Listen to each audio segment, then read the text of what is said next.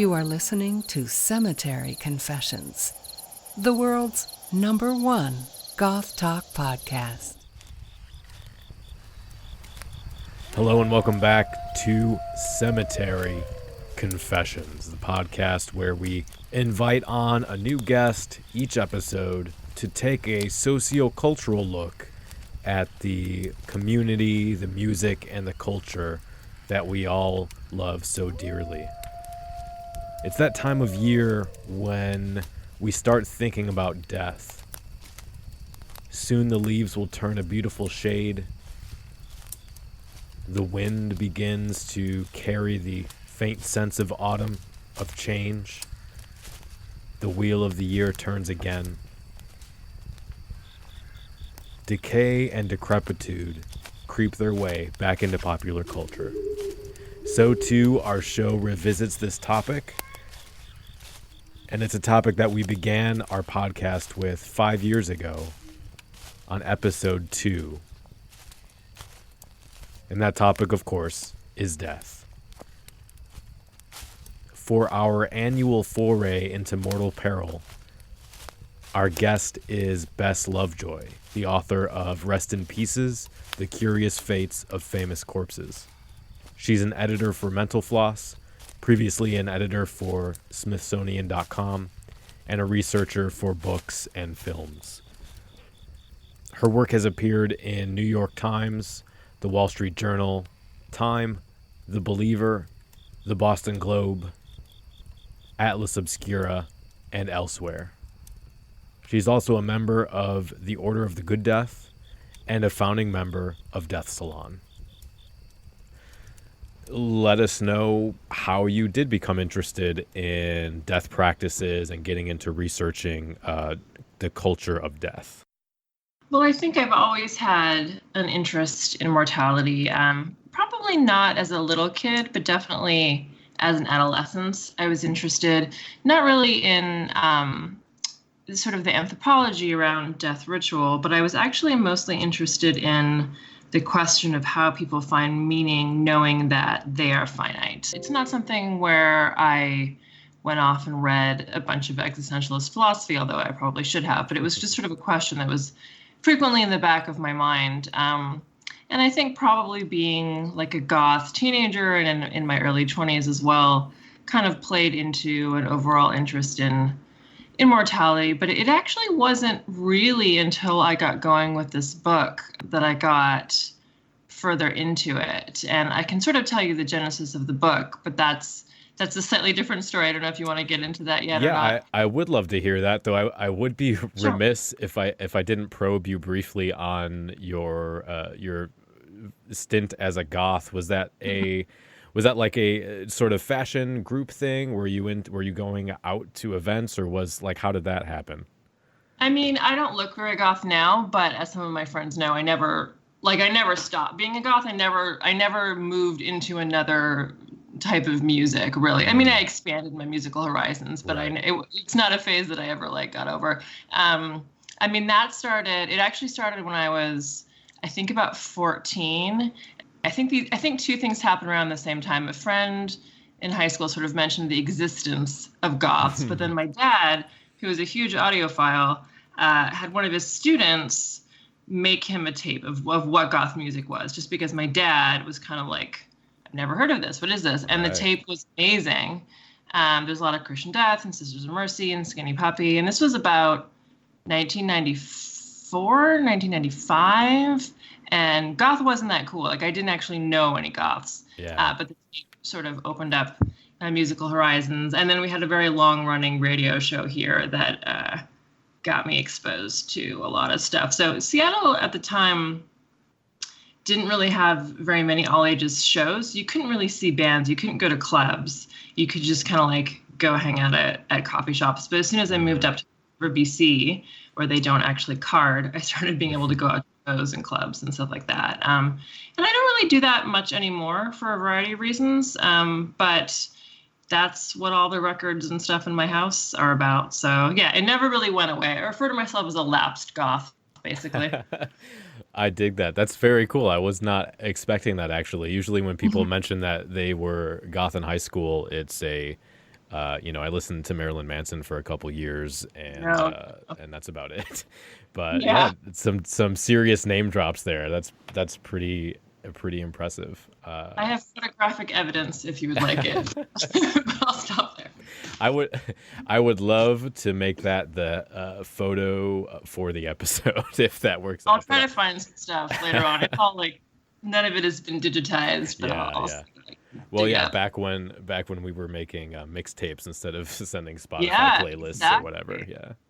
Yeah, old school. But so the book interest, do you want to hear that story Absolutely, yeah. now? Okay. I got the idea for the book while I was working on a series called Shots Almanac, which is sort of a trivia series originally out of the UK. It was originally called Shots Miscellany, with a wonderful British author named Ben Shott. And part of what we did a lot of while working on that book was just kind of read the news and think about fascinating things to write about. And one of my colleagues sent me an article that was in the BBC about the philosopher Jeremy Bentham, who died, I think it was 1832 or somewhere around there. And he was a very original, iconoclastic guy. And he decided that he didn't want to be buried because he wasn't a fan of the Church of England and he didn't want them to get any burial fees.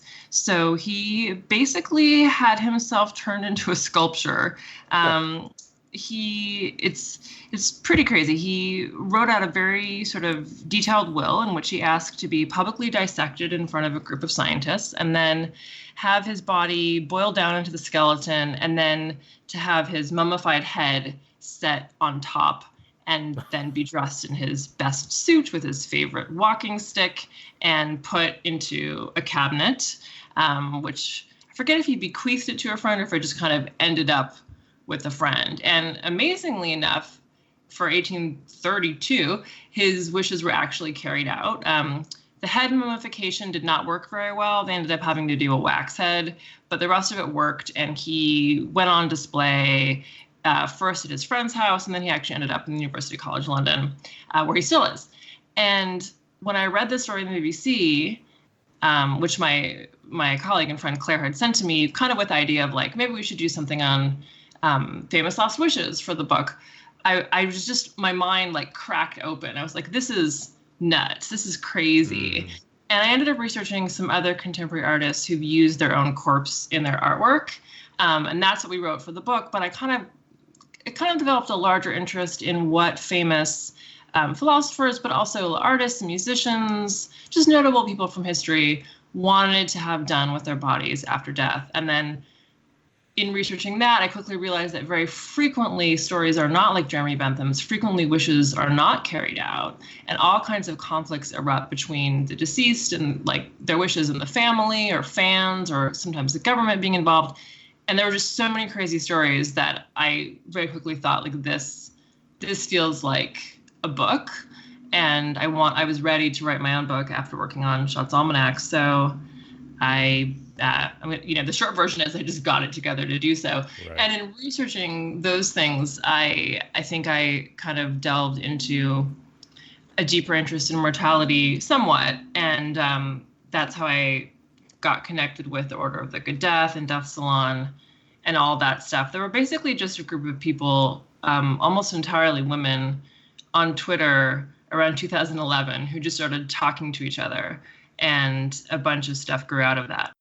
Yeah, I did actually want to hear about that as well, because I did check the website and you're listed under founding members for Order of the Good Death. So, if you could talk about sort of how that came about, and I guess, maybe the ethos and the reasoning behind like what that group is for anyone who doesn't know. Sure. So there's sort of two things, but the Order of the Good Death is really the baby of Caitlin Doughty, who is now not only the host of the YouTube series Ask Mortician, but a best-selling author 2 times over, I think about to be 3 times over. She has a kid's book coming out. She's a extremely talented and impressive individual. And wisely, I think, she had her own interest in death and various projects that she wanted to do. And I think she had other sort of social media dabblings before, but in sort of what I think of now is like the golden age of Twitter, when it wasn't just kind of people yelling. Yeah. Uh-huh. Yeah, more just like interested individuals talking to each other. I was on there tweeting just like outtakes from my book, like literally being alone in the library all day and just reading crazy shit and just wanting to share it with the world. And so she kind of got on Twitter and I think wisely decided to kind of recruit a group of people with similar interests to help sort of develop a network that could help her accomplish her goals, which, I mean, some of that was promotion for Ask a Mortician and books and stuff, but not all of those projects had actually started yet. And a lot of it is really that she's really someone who's on a mission to change the world. And I think that's something that people have really responded to. She thinks we need to be much better at confronting our mortality and living with finitude, and I agree.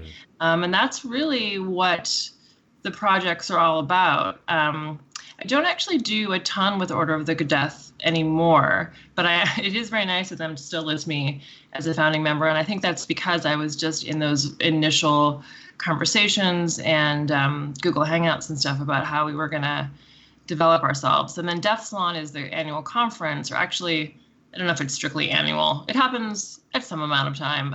Sometimes it might be twice a year, roughly annual conference that kind of developed out of the order. And then that is pretty much spearheaded by a medical librarian named Megan Rosenblum, who's also really wonderful and has a book of her own coming out at some point soon. Yeah, going back to the sort of last rites issue that you brought up, a lot of your book does actually deal with wills, what the dead wanted done with their bodies, and then what actually happened. And I really love the way that you write about the remains of the dead as if they were still alive in a sense, or still agents acting in the world. And so you have the sort of one end of the spectrum where the dead person would like to be treated in one way, and then a friend comes along and takes a body part. Or you have on the other end of the spectrum someone like Bin Laden, who is given a Muslim burial, and then that causes an uproar for a lot of people. So I'm interested in your views on the balance between last wishes versus the needs and desires of the living, and if any of the stories informed that. Well, there's sort of two things I would say there. One is, it's funny because I kind of got chastised by my editor sometimes for referring to the dead as though they were still living, like using pronouns like he or she instead of it, inanimate pronouns. But often when I was doing that, I was kind of borrowing from source material that does the same. So that's kind of another conversation in that, do we really believe that human remains are inanimate objects, or are they kind of a special class of objects because they're a symbol of someone who was once alive? I mean, we generally treat them that way, as that special class. We don't treat them the same as we would treat, a doorknob or something. And it's really interesting when you kind of delve into that, because it's very muddy. I think there's a lot of conflicts there. Humans aren't quite sure how they feel about the remains of the dead. It's very troubling. But in terms of those tensions, it's interesting. I think there's a variety of motivating factors that can come out to play. Like with Bin Laden, it's funny, people very rarely ask me about the Bin Laden one, but I think it's a really interesting example because he was given a Muslim burial, although a lot of people in the Muslim community were quite upset by that, because he was given a burial at sea overnight, right after being killed, just tipped somewhere into, I think it was the North Arabian Sea, so that his corpse could never be found again. Because, of course, your listeners will probably remember, Navy SEALs killed him. Mm-hmm. And so that's a great example of someone who is dying, and sort of their death and last rites are taken over by a regime different than their own society. And it was very important for the Americans to make sure that, two things. They needed to give him something of a respectful burial, because otherwise they would be in contravention of international law. So they had to kind of do some due diligence in terms of a Muslim burial. So that's why there were Muslim prayers, and he was buried, at sea right away, wrapped in a white shroud, etc. But at the same time, burial at sea is, as far as I can recall, that's not a very common Islamic practice. It's only done under really extreme circumstances. And so that's why some members of the Islamic community felt that these circumstances were not extreme enough to call for that burial at sea. But the reason the Americans did that is because they wanted to make very sure that there would be no kind of burial site that could turn into a shrine later on. And into a site of political pilgrimage, because that happens. It's happened with Mussolini's burial site. It's happened with neo-Nazis coming to Nazi graves in Germany, etc. Whenever there's, a headstone, it becomes a focus for followers as a place to gather, and that has a lot of political power. So again, it kind of gets back to the animate, inanimate thing. The person is gone, but the site where their remains are buried has quite a bit of power. And so if you want to diffuse that power, you will make sure that you cannot visit that site very easily, or that it won't exist at all.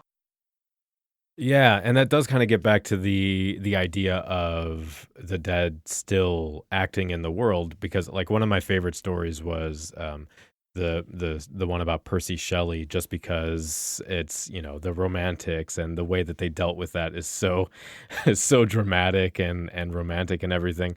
But the idea of taking the heart, or whatever that organ ended up being, and suffering burns, and the sort of memento mori for the living does in a way carry on a sort of spectral form of the dead, and very much sort of interacts in a kind of, I don't know, phenomenological way in our being, our existing, that can, I think, very much be seen as acting, sort of being an agent acting on the world. But I in regards to the last wishes versus the living thing, I think one of the common phrases I hear that bothers me is the kind of flippant, I don't care what you do with my body because I'll be dead. Just toss me in the woods, or toss me in the lake, or whatever.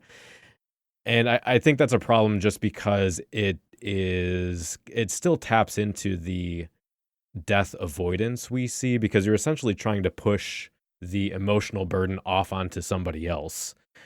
Because someone will have to clean up after you're gone, and acting like it doesn't matter because you're not there is kind of a selfish or a defense mechanism against thinking about death. It's a little irresponsible. I mean, I get that in saying that, people sometimes think that they're freeing their descendants from having to make any decisions based on religion, or, from any sense of obligation for throwing a really expensive funeral. But in the end, I mean, I witnessed my grandma saying these exact words a couple of years ago to my mom. And it's kind of like, well, okay, but if you really don't care, how are we supposed to know what to do? We want to do something to honor you, and something will need to be done. So if you're not going to provide any guidance at all, that actually leaves us in a tougher spot. Let's talk about sort of, well, I'm interested, since you've done so much research on these historical examples and some modern examples of the way the dead are treated. How do you see do you see a difference between how we think about death today versus some of the older stories in your book and the older cultures? Oh, yeah, there's a huge difference. And actually, one of the difficulties that I had in writing the book is that often the stories I found seemed so completely absurd that it was tempting to make them really humorous. And in fact, sometimes when I would find other sources, modern sources that had covered them, they would be, very absurd about it. Right. And there is, undeniably a strongly absurd element in, your best friend stealing your skull after your death. Want to prove some pseudoscientific theories. But there's also stuff where it's just like, trying to think of a good example, and none is really coming to mind, but just all of these interactions with the dead where you get really up close and personal with the dead body. That is so horrifying to most modern people in the industrialized quote unquote first world, that it can seem very humorous, but as I delved further into stuff, I realized that frequently these practices were very normal for people at the time.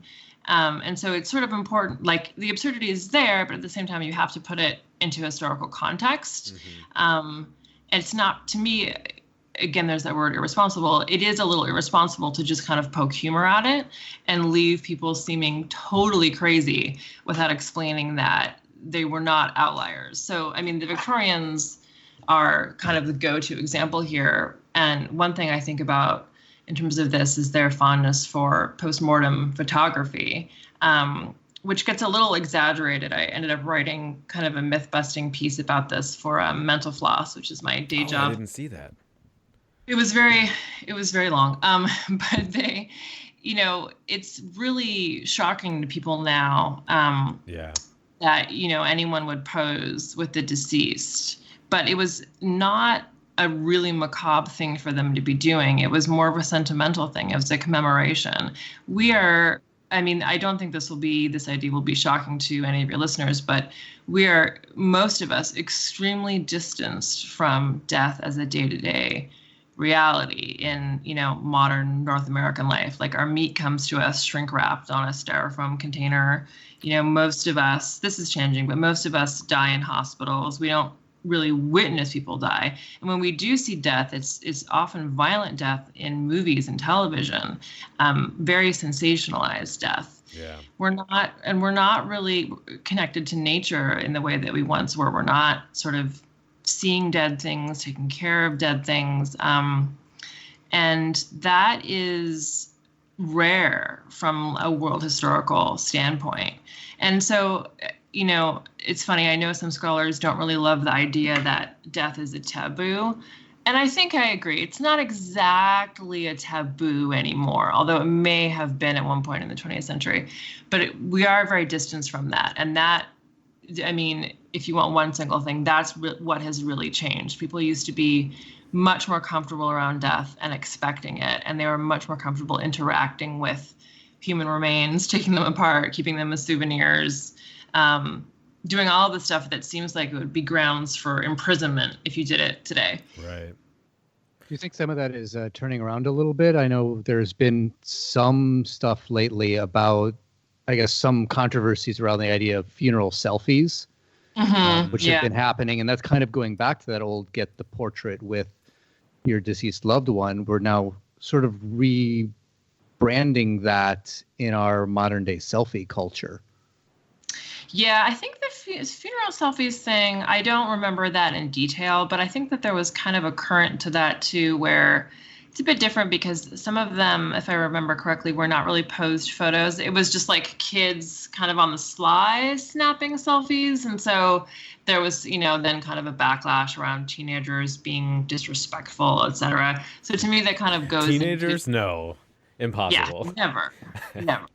And I'm not saying I buy into that per se, but it to me feels pretty different than the sort of posed photos that were then, beloved and put up in the family home, et cetera. It's less ritualized. And I'm sure media theorists would have a lot more to say about that. But I do think that some of it is turning around in terms of our comfort with death. I think maybe if there might have been sort of an apex of death denial in like the 50s, 60s, possibly, that we are moving away from. I think kind of actually ever since the 1970s environmental movement started to encourage us to think about the earth and our bodies differently. I do think you can trace some roots of what's going on today back to that. And I think there's a lot of conversations. Every couple of months, I feel like I hear about some new organization that's working to encourage people to talk about death more. And for a while there, they were always emailing me because they email Caitlin, and then if they can't get hold of her, somehow they get to me. Or sometimes if it's, they do email me, and it's great to see all these conversations happen. But I don't know that we're getting that much closer to being comfortable with the physical corpse. I think we're getting more comfortable with talking about it, though, and preparing for death.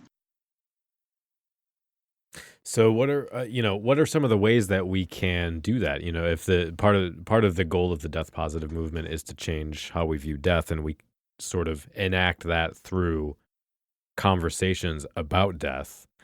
So how does that, obviously we're doing that right now within a group of people who are already comfortable talking about that, but outside of that sort of bubble of people that are in the know, how do we start engaging and trying to destigmatize death? I mean, there's many different possibilities there, and there's lots of good resources on the Order of the Good Death website.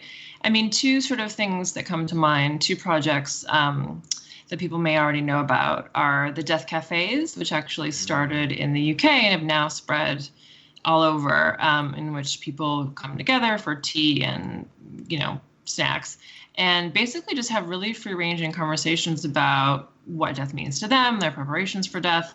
And I've done it in both Brooklyn and in Seattle. It was really interesting. In Brooklyn, definitely people of different age ranges and socioeconomic backgrounds.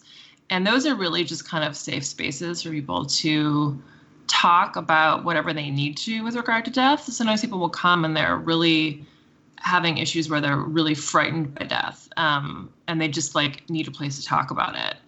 There's also a project that my friend Michael Hebb started called Death Over Dinner, which is sort of similar, except that you're inviting friends over to kind of a big dinner party, and then there's conversation questions that you bring out around death. But I also think it happens really on a micro scale where it can partially be about, first, really in your own brain, not turning away from thoughts of death so much. I mean, if you're fantasizing about violent death a lot, that's a problem. Yeah. But if you're aware of, if you have thoughts about the fact that you are going to die, and how that might affect the way you're living your life and the way that you're treating people, I think that's really good. And it's funny because when you'd emailed me a question earlier, and I think it was something about, not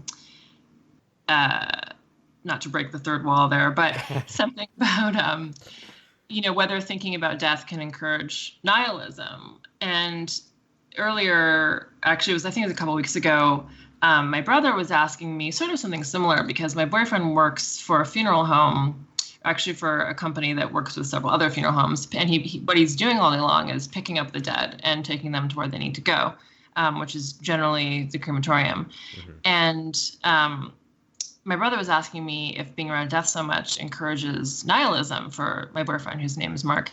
And it's a weird question to me, because it's the opposite of where my brain goes. First of all, we're all going to die. So if you are thinking anything else, I've got bad news for you. Despite, what the futurists in Silicon Valley are working on, we're not most of us are not looking at being able to meaningfully become immortal. But I mean, that question aside, many people, arguably many people are kind of living with some kind of delusion of immortality, or they just do not want to face up to their own death, because truly doing that is extremely difficult. And I think of it as an ongoing process, something that you think about occasionally and you test it out, and you're kind of always working on coming to terms with it. But to me, it's sort of the opposite of nihilism. It really imbues your whole life with meaning, because you know that it's finitude, it's finite. So, I mean, one thing I think about when I talk with my friends about sort of having aging parents is I'm very aware that my parents could die at any time. And I think that it makes it a little easier to deal with them sometimes. I'm very aware that anything around me could die. And in fact, This might seem like kind of a weird example, but my cat died in December, and I'd had her for 15 years, and she was very beloved. And it was very difficult, mostly because I had to put her to sleep. But, in a way, I was happy because I had spent a lot of time with her, just kind of treasuring her, knowing that our time together was going to be relatively brief. I mean, 15 years is not that brief, but I knew that it was going to have an end. And I just feel like having that sort of bittersweet awareness as you move through life is really is really powerful. And then I think it's not only about your own brain, but when you're talking with friends and whatever, if people try to shut down conversations about death as being, morbid or macabre, similar to if people make homophobic or racist comments, I think there's ways to kind of push back on that and just sort of say, like, no, this is important and interesting conversations, and actually very healthy conversations to have. And many of the greatest figures in history were profoundly interested in death. Many very intelligent people are. It's not a weird or bad or pathological thing to be interested in. It's interesting how you mentioned the futurists, and to me those are sort of the fundamental, like an atheist version of fundamentalism, because the way that our culture has sort of removed death. Somebody dies, you call an ambulance, and then they're gone, and you don't have to think about it anymore. I think has led to this sort of removal of death from the cultural consciousness in a way that leads to this idea that people tend to think that they don't die. And it's interesting the way that manifested for my dad, thinking about the futurist idea of becoming having your brain uploaded to whatever, or being carbon frozen, or however that works. My dad, when I was a kid, always had a very high confidence level that he was going to be raptured before he died. I don't know why specifically, but in his religious system, that was how it worked. And now that he is over 80, he doesn't necessarily have that perspective anymore, and he's starting to think about death in a way that he never did. And seeing that process is really interesting. You brought up sort of the way that you think about death and the way you think about your life through the lens of death. Did you have anything more to add to that? Otherwise, because I think we're on a very similar wavelength there as far as how death plays into our daily lives. Mm-hmm. No, I don't think I have anything particular to add there. It's interesting, though. I mean, I haven't really gone down the Buddhist path very much, but at the same time, I'm aware that there's, Buddhist sects that have been meditating in cemeteries for a very long time. So some of the stuff, is to do with very old streams of thought. And I think in the West, we're just coming around to some stuff and pretending it's new, and it's not really. Yeah. I guess for me, my personal takeaway in sort of thinking about death and incorporating that into my own life is just realizing that death is not antithetical to life. It's not separated from life, but it's woven into what it means to be alive. And that the other big part for me, and you were speaking about your cat, is realizing that death isn't this thing that happens to people. It happens to the world around us. It happens to other organisms that we interact with. It happens to the objects that we interact with. They have their own sort of lifespan and their own meaning for us. And it happens in a more ephemeral way with the sort of, existing in a moment and these emotional experiences. They come to life and then eventually they pass away and they exist in memory.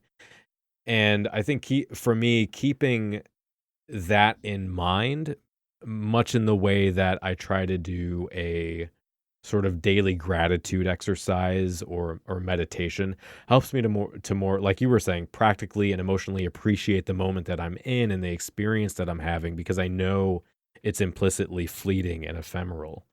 And I always, from a young age, I didn't want to be that person that retired or was on their deathbed and suddenly had this crisis where I felt like I've wasted my life. I didn't have a purpose. What did I do? What was the meaning of anything? I always wanted to have that end in mind so that when I get to that day, I can think, I self-actualized to the best that I could, knowing that it would eventually end, and have a kind of peace in that.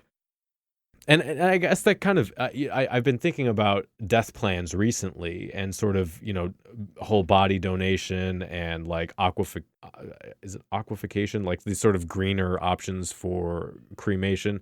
Do you have a death plan yourself? Is that something you've gone through? Yeah, I don't have it fully notarized. It's just like something I hand wrote and signed and have talked about with my next of kin.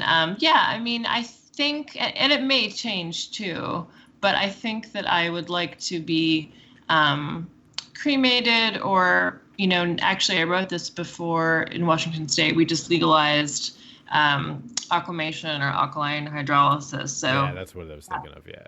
Yeah, and there's so many different processes now. It's actually really interesting. But so either one of those that turns you into essentially a powdery substance.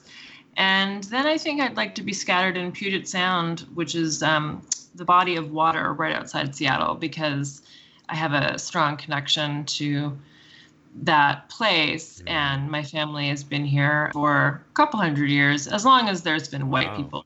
We've been here, so which is not that long in the scheme of things, really. Yeah, I mean, I might change too. I love cemeteries, so in a sense, it's strange that I don't want to be buried, but I think part of the problem there is that we're really running out of land.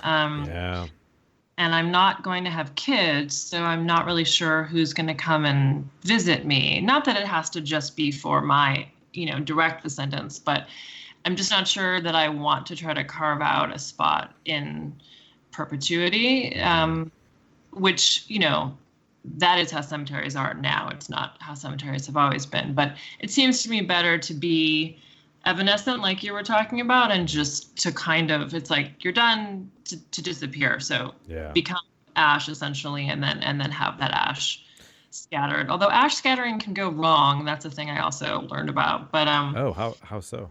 Well, it's like in The Big Lebowski. It can blow back in your face. Right.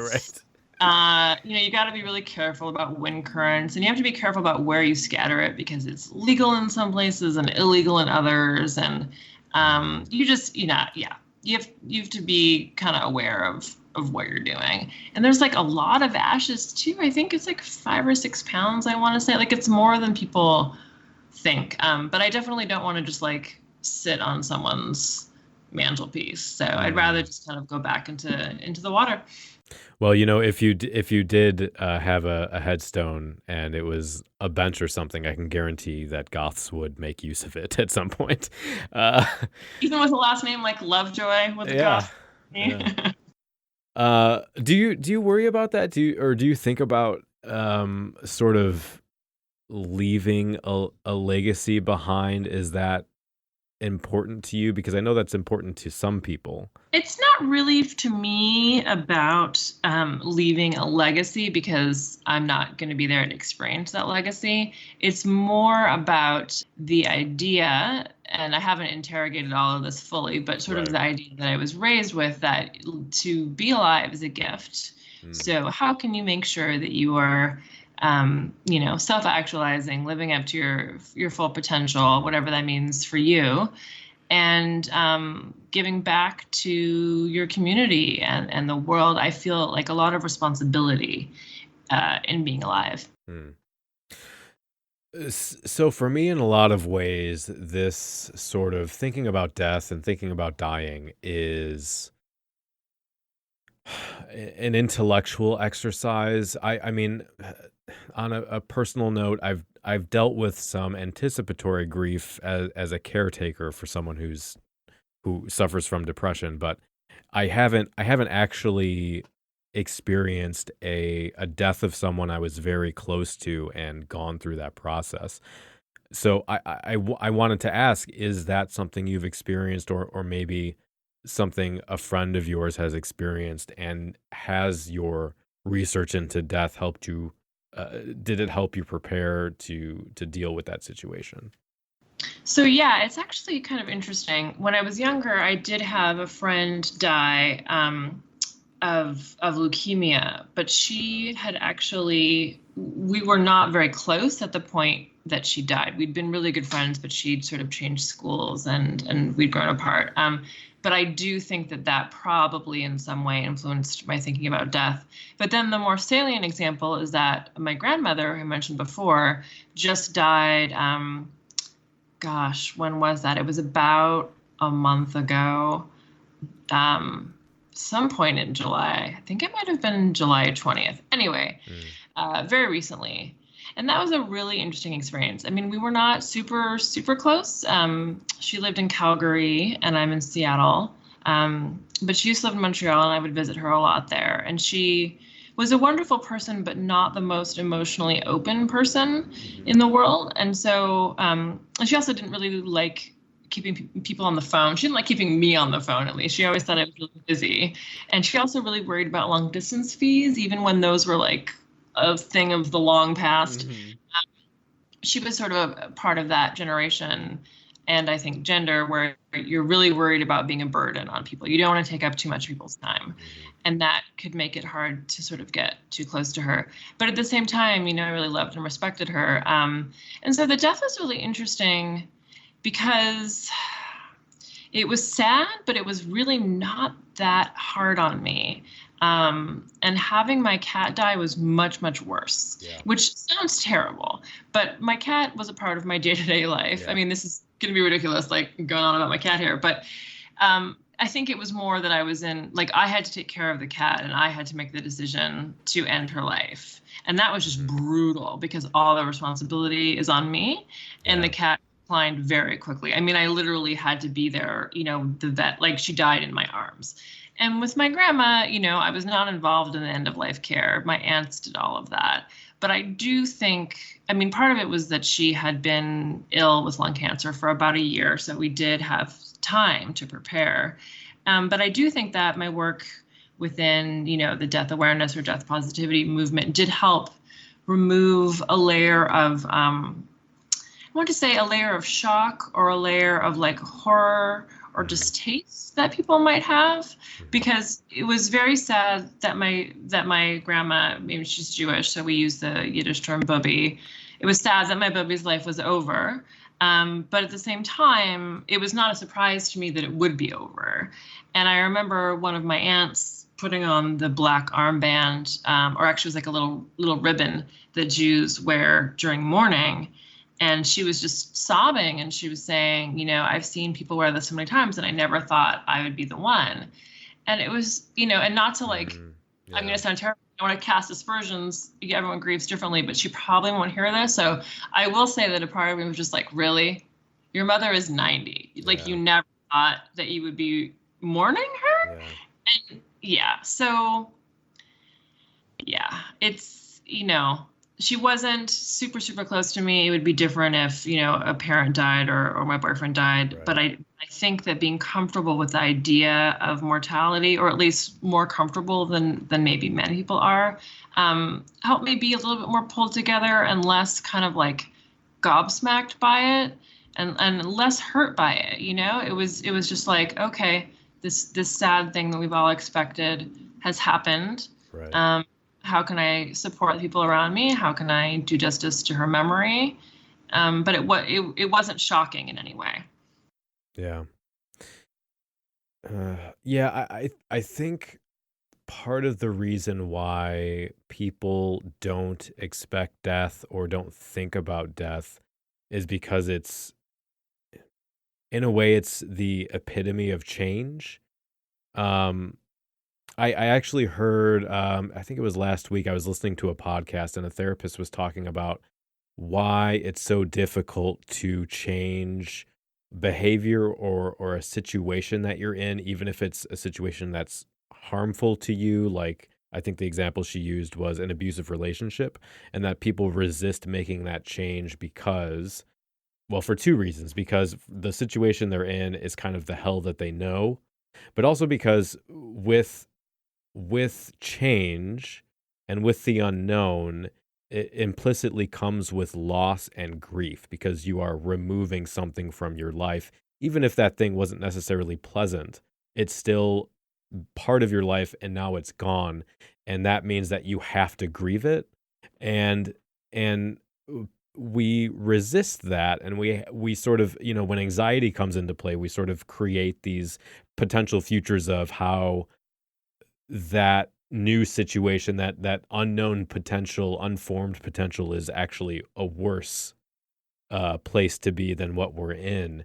And so just engaging with the idea of the inevitability of death and the reality that change is going to be forced upon you whether or not you want it to, can be really scary for a lot of people. But I think that's what the death positive movement is trying to say, is if we do this incrementally, if we have these conversations and we do it together and we do it as a culture, that it gives us these other tools to deal with that sort of existential fear. Yeah, definitely. And some of it too, I mean, I was talking about dinner parties and death cafes. Some of it can just be listening to podcasts and reading books and just sort of processing this stuff in your own time. Yeah. So to close up, Trey, did you have any thoughts or anything you wanted to throw in before we? I actually did want to throw just a quick, maybe tangential aside, sort of harkening back to when you were speaking about how things have changed and looking at the change over time of how our relationship with the dead, with the rituals of the dead, have evolved in our societies. I'm curious how much you've looked at the relationship of the dead with or within other societies, traditional tribal practices or other indigenous cultures, things like that, and how looking at that as we're becoming a more and more globalized society, and we're having to encounter these very foreign practices and how we respond to those. Yeah, I think that's a really good question. And I will say that shamefully, I have not very much. I mean, part of it is that my interest is not entirely anthropological, but I also don't think that lets me off the hook. And I have two thoughts. One is, part of why it's a good question is because I think sometimes when people talk about like a modern North American disassociation with death, they forget about Hispanic communities. Many of whom have a much, I would say, like more direct and healthy relationship with death. I mean, look at the Day of the Dead. And it's funny, I've been in conferences with death academics speaking and heard some people kind of call them out on that. We're not a monoculture, certainly not anymore if we ever were. And there's, different beliefs and attitudes and practices that I am not super familiar with. And in fact, well, for me, for this book, Catholicism was foreign to me because I was raised Jewish. And so all of the stuff about worshiping saints, et cetera, was like a foreign culture to me. But actually looking at some of this stuff more cross-culturally, and well, I will say looking at cemeteries cross-culturally has been a sort of a follow-up project that I have wanted to do and not really been able to do. But Caitlin's second book, the name of which is completely escaping me right now, is interesting because she does go around the world in search of the quote unquote good death and talks more about some of this stuff in a cross-cultural perspective. But for Rest in Pieces, I was really kind of looking at kind of Anglo-American history through time rather than across the globe. Yeah, well, part of the reason I ask, and what was sort of revelatory to me, and this was several years ago during, the big Ebola scare when that became a very prevalent thing, and you started seeing that rise in the U.S., and then your discussion about our changes in practices where we were very intimate with our dead, and now it's very distant, and they're over there, and we view them with, to a degree, a level of disgust from a sort of health and protective measure. They were talking about, why is Ebola so prevalent in African countries? Why is it so hard for us to combat it?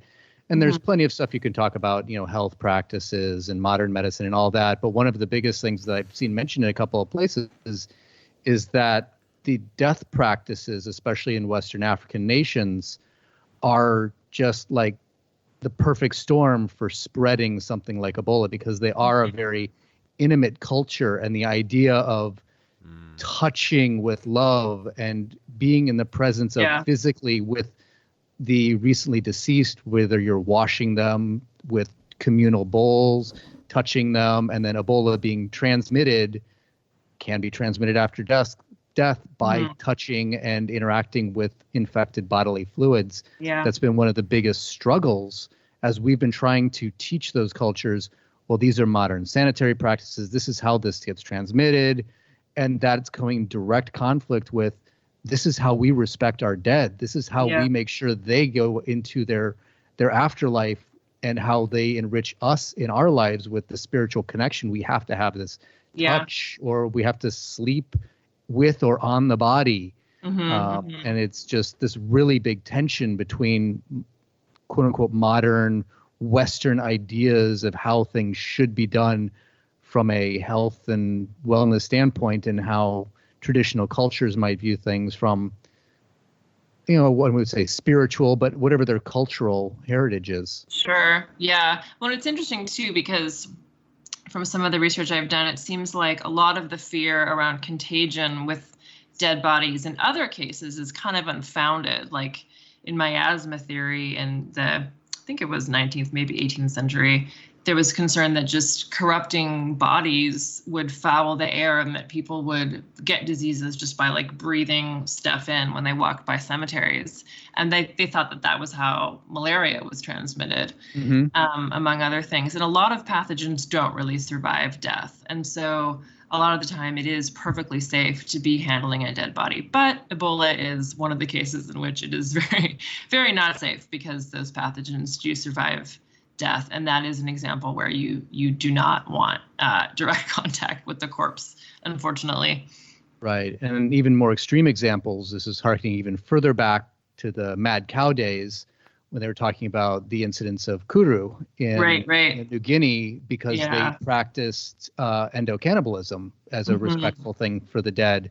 And of course, eating potentially infected neurological tissue can spread those same neurological spongiform encephalopathies. Yeah. And they didn't prove a connection, but there's definitely some strong correlations there. And it's, again, a strain between traditional and very important cultural death practices and quote unquote modern understandings of disease transmission and health and wellness. Yeah, for sure. I do think, though, that those are fairly extreme examples. And I think sometimes people focus on those to kind of point out the difficulties in being closer to corpses. But it is important to remember that those are kind of outliers, as wonderful stories as they are in terms of like their drama. I was just going to say, I mean, you have to take into consideration the context and the cultural context, and at least within the U.S., the work that, for example, Caitlin Doughty and the Death Positive group is trying to do is very contextual to a American understanding of death and the sort of medical background that comes with.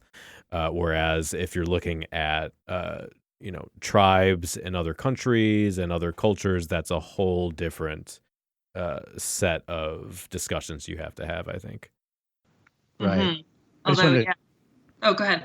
I just wanted to clarify that I wasn't trying to trot these out as cautionary examples of why we need to be careful about the dead. More about just the idea of that tension between tradition and culture and belief, and these practices and rituals that all cultures have built up around the concept of the cycle of life, whether it's birth rituals, death rituals, aging rituals, etc. And when that comes into conflict as cultures cross, as science enhances our understanding of how the world works and how that can come into conflict with the way, with our received understanding through tradition.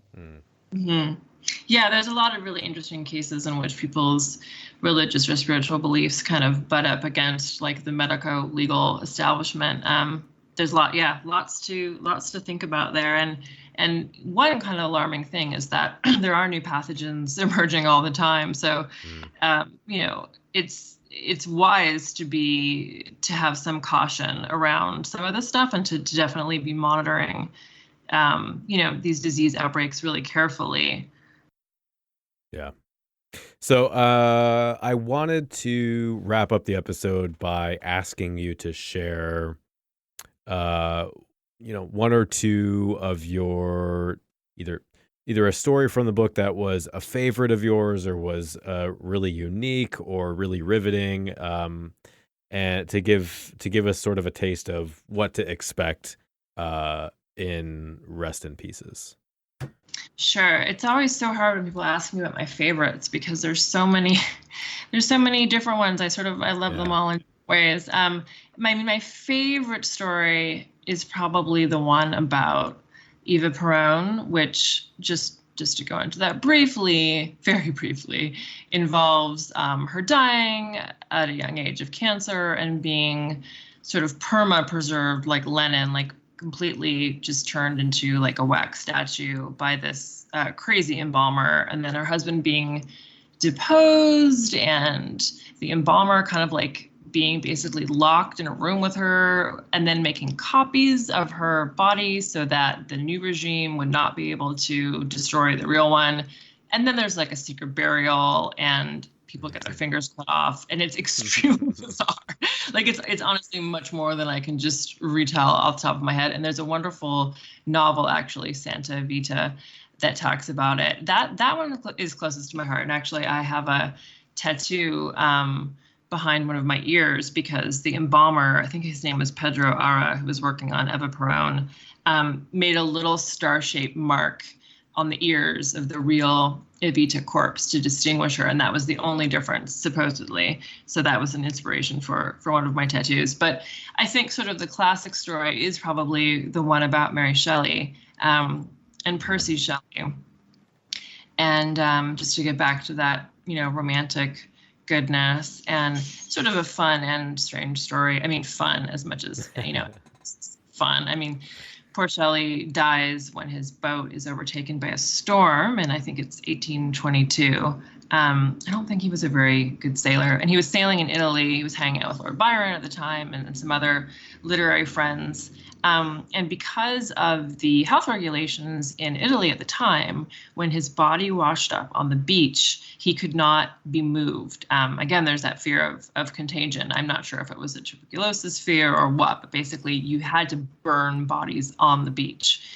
So Byron, and I think more importantly was this guy, Edward Trelawney, who's kind of like a self-styled pirate. He's really an eccentric character. He had like a portable iron crematorium built on the beach and kind of did this DIY cremation of Shelley by pouring like oil and I think sugar, definitely a lot of wine onto his body and setting it alight. And then while it was burning, he said, and it's tricky because Trelawney wrote like 6 different versions of this, but basically he says there was one organ that refused to burn, and that he believed it was Shelley's heart.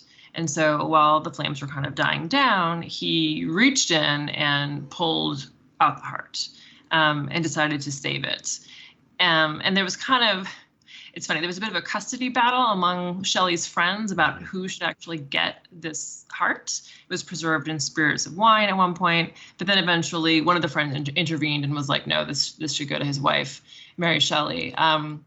And she ended up keeping it in her traveling desk, sort of bound up in a copy of a poem, a Keats poem, I think it was. And then when she died, her family kind of looked in her desk drawer and looked through her papers, and they were like, what is this? And realized that she'd been carrying around the remains of her husband's heart all this time. And they ended up being buried with her. Although the sort of funny postscript there is that some medical historians who look at that story don't think it's really possible that his heart would have survived the flames. And so they think it was more likely his liver, because I guess it would have been more waterlogged, sort of like fattier. That is more likely to have actually withstood the burning. So maybe she was actually carrying around her husband's liver the entire time instead of his heart.